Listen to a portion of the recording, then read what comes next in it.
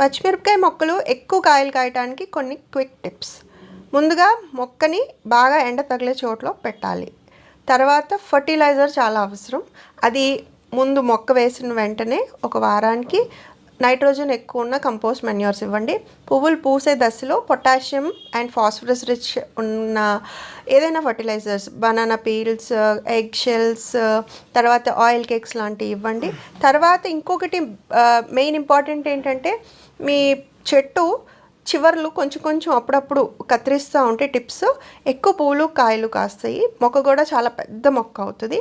ఇంకొక main tip ఏంటంటే, మీకు పువ్వు, కాయ, పింద, పండిపోయినవి ఈ 4 ఉన్న దశలో మీరు పండిపోతున్నవి బాగా రెడీ అయినవి కోస్తూ ఉంటే ఎక్కువ పువ్వులు పూస్తాయి. పూసిన పువ్వులు ఎక్కువ కాయలు కూడా అవుతూ ఉంటాయి. మొక్క ఎనర్జీ కూడా బ్యాలెన్స్.